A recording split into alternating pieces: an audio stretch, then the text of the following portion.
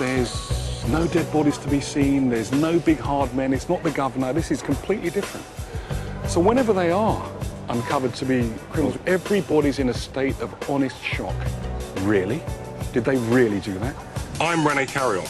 I'm a businessman with a track record of turning around international companies and mentoring some of the world's most famous leaders. I've helped them find financial success. So transformation means good business. Yeah, transformation. Industry transformation. Yeah, and understanding is absolutely key. So this I is get why. it. I get it. So the brands mean nothing. I think the brands do matter. People will form a view very quickly on the different types of firms. And I was speaking to a new analyst we've taken on, and she said, the reason I chose PA is I could specialise much earlier than the other firms.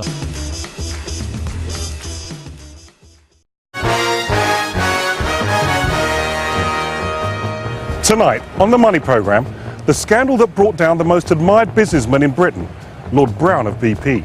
So if you look at that move from 96% to 6%, what are the 2 or 3 things you think you presided over?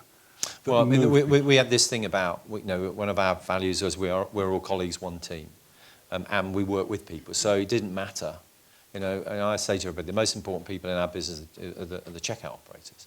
They're the most important people. So let's do everything that makes them the most important people, and then we're all less important the further up we all. Leadership that will not spend hours in meetings turning themselves into slaves of governance instead of focusing on people and customers. In response, tonight First Issues brings you one of the world's most respected leaders in the corporate world, René Carayol.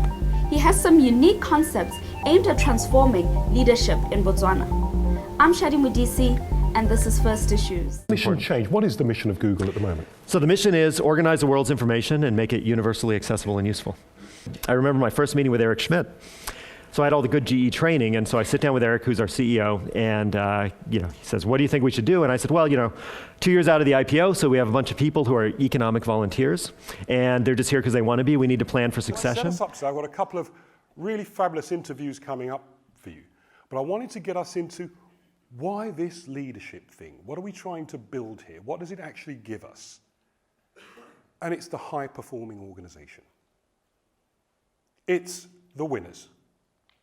And there was a time when I was starting out my career, there were some businesses, we called them academy businesses. So where to next? In terms of, let's move you a little bit into the culture. Where to next? We're starting to get the semblance of a really good team together. And the last day and a half tells me that there's energy in the room, there's desire in the room, we've got some great ability here, but let's be honest, it's a group of talented individuals that we're forming into a team. We're not quite there yet. This team can do it quickly. No one else can do it quickly. This team, if this team is united, has a common purpose, common values, trust amongst each other, you can do this quickly. Not overnight, you can do it quickly. The biggest ingredient is what you do as a team. You've got to demonstrate that you're open, you're authentic, you're joined up, you collaborate, you share the same vision. Common goals, common purpose, we're in this thing together. You can change this very quickly.